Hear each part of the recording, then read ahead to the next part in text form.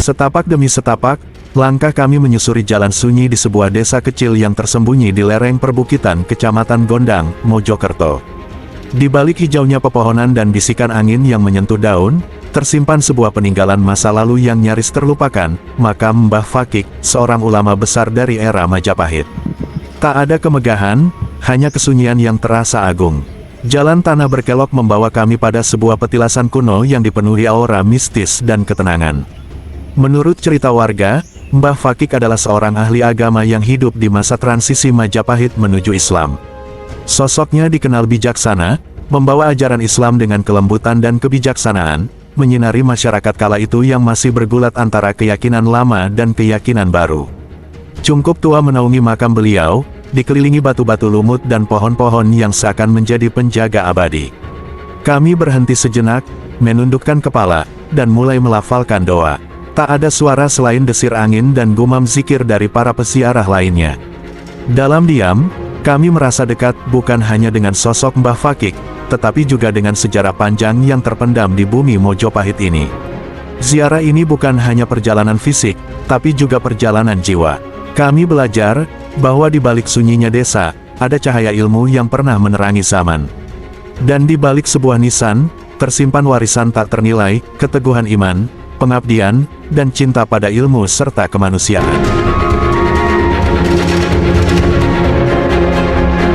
Ini kita akan mereview salah satu makam beliaunya, yaitu yang bernama makam Mbah Fakih ya. Kita zoom dari sini teman. Nah ini makam Mbah Fakih ini. Ini mungkin Mbah Fakih ini beliaunya ini hidup di era Majapahit pertengahan teman-teman. Karena apa? Karena kita lihat dari sekeliling teman-teman yang ada di sekitar makam beliaunya ini semuanya menggunakan komponen batu-batu kuno era kerajaan Majapahit pertengahan teman-teman. Nah, kita mendekat ya teman-teman. Di sisi utara makam beliaunya ini, nah ini yang ditunjukkan oleh Mas Din ini adalah sebuah yoni kuno teman-teman. Yoni kuno era Majapahit. Lah ini kan terpendam teman-teman. Otomatis ini dalam, dulunya dalam. Terus dibangun oleh pihak desa atau siapapun yang bangun ini, terus ini dibiarkan apa adanya, terus dikasih keramik. Tadi ini kependam hampir separuh teman-teman. Kalau di diameter ini mungkin ada sekitar 50 cm teman-teman. Tadi kedalamannya ke bawah juga 50 cm, berarti ini 1 meter teman-teman tinggi sebuah batu yoni teman-teman. Nah batu yoni ini harusnya ini ada gandengannya atau batu lingga. Nah ini tempat batu lingga ini sudah digantikan sebagai tempat apa ini namanya, ini payung muto namanya ya, payung apa ini ya, kurang tahu yang jelas. Payung kerajaan. Ya. Nah, ini tempat ya lingganya di sini teman-teman. Tadi lingga ini yoni ini ada gandengannya dengan lingga. Tadi lingga dan yoni adalah sebagai simbol kehidupan duniawi teman-teman. Ada laki-laki, ada perempuan, ada siang, ada malam. Nah, seperti itu teman-teman. Nah di sisi utara ini seharusnya ini ada cerat atau gambaran panturan apa lambang kesuburan seorang perempuan di sini teman-teman. Biasanya ini cerat ini bergambar naga atau kura-kura atau jenis apapun gitu teman-teman ya. Cuma ini ini sudah diambil atau sudah dipotong atau mungkin dicuri orang-orang yang tidak bertanggung jawab teman-teman. Nah jadi di sisi utara makam beliaunya Mbah Fakih ini nempel sekali, ini namanya ini adalah batu yoni ya teman-teman, yoni. Sedangkan makam beliaunya Mbah Fakih ini di sisi selatannya ini, ayo kita buka Mas Din, ini batu nisannya ini terbuat dari apa teman-teman? Batu. Nah ini teman-teman, ternyata batu nisan makam beliaunya Mbah Fakih ini terbuat dari batu andesit atau batu atau bagian dari komponen sebuah bangunan suci kuno. Mungkin dulunya sebuah candi kuno atau petertaan kuno atau sanggar kuno di wilayah sini teman-teman. Karena apa? Di sekitar sini ini terbukti banyak sekali bata-bata kunonya teman-teman. Nah, ini di sisi utara makam beliaunya teman-teman yang kelihatan besar ini. Nah, kita melihat yang di sisi selatan. Ayo Majin, saya melihatkan Majin. Nah, ini kelihatan sedikit teman-teman. Lah itu kelihatan itu adalah komponen isian atau komponen batu isian sebuah bangunan suci kuno atau candi kuno ya teman-teman. Jadi batu nisan ini dengan batu nisan yang sisi utara itu dua-duanya terbuat dari komponen batu kuno era Majapahit. Jadi tidak dipungkiri lagi bahwa di wilayah sini ini dulunya ada sebuah bangunan suci kuno atau candi kuno teman-teman. Nah ini di sisi timur kita lihat dari sini teman-teman, itu bata-bata kunonya kan kelihatan besar-besar sekali ya teman-teman. Bata-bata kuno bagian dari bangunan suci kuno atau candi kuno teman-teman. Nah kita mendekat ya, kita mendekat. Nah ini di sisi timur dari makam beliaunya Mbah Fakih ya teman-teman.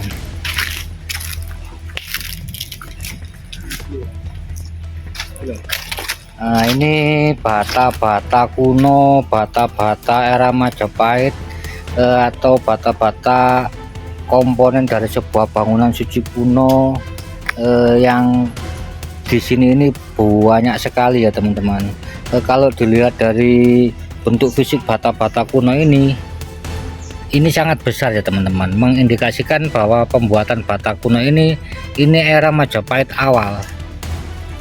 Era Majapahit awal sampai Majapahit pertengahan rata-rata batanya seperti ini teman-teman, besar-besar sekali ya teman-teman.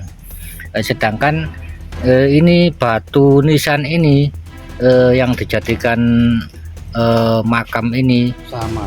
ini juga menggunakan komponen batu bagian dari bangunan suci kuno atau candi kuno ya teman-teman. Ini batu nisan yang di depan saya ini teman-teman. Ini dilihat ya.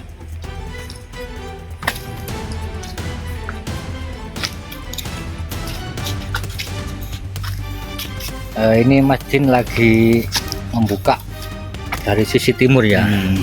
Nah ini kelihatan teman-teman lah, kelihatan sekali ya.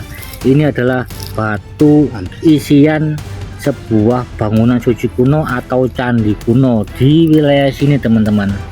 Jadi diperkirakan di wilayah sini dulu ada sebuah bangunan suci kuno atau candi kuno yang terbengkalai dan hancur kayak gitu teman-teman ya. Nah, bata-batanya kayak gini berserakan di wilayah sini ini banyak sekali ya.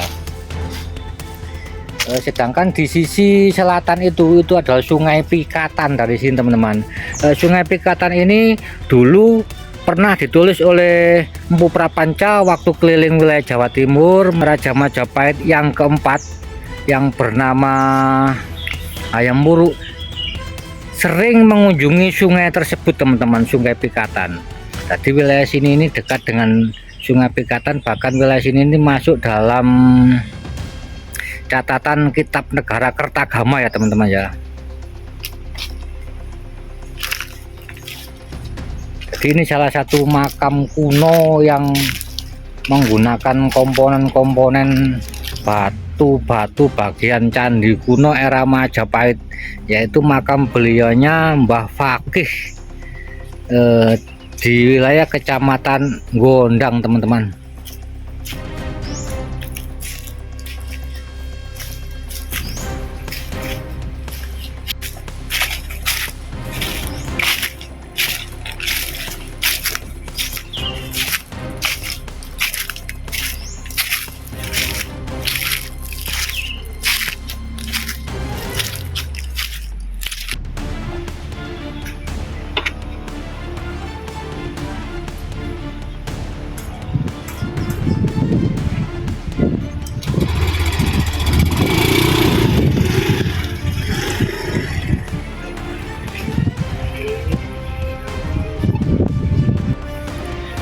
Nah, kita saksikan teman-teman, ini makam-makam kuno yang menggunakan bata-bata kuno, komponen bata kuno bagian dari candi kuno era Majapahit teman-teman ya.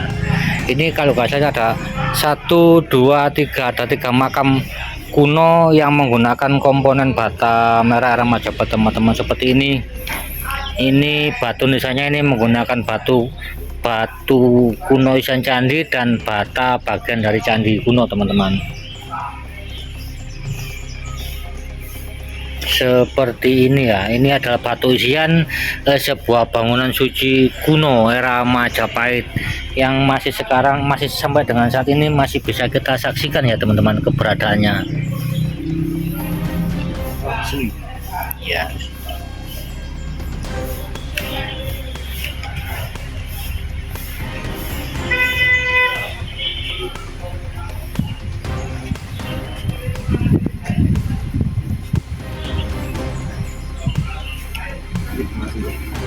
Ya. Nah, kita menengok sisi barat makam di desa ini ya teman-teman.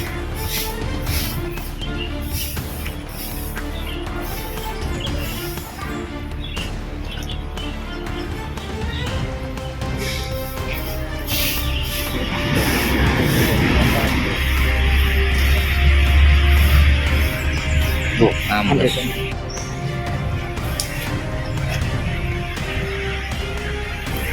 Jadi tidak menutup kemungkinan ya teman-teman ya, bahwa di tempat ini, di makam desa ini dulunya berdiri sebuah peradaban kuno, era-era kuno zaman kerajaan Majapahit ya teman-teman.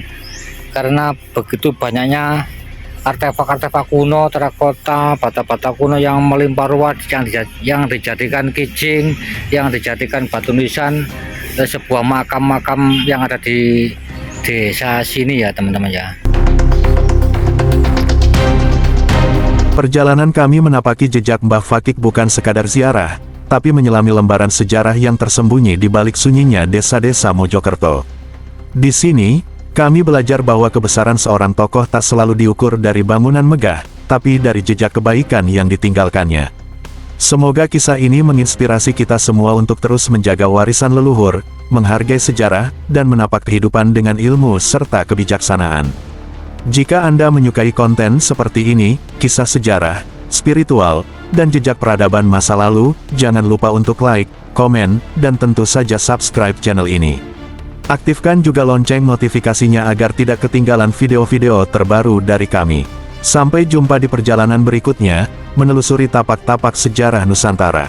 Akhir kata, wassalamualaikum warahmatullahi wabarakatuh. Rahayu, salam budaya.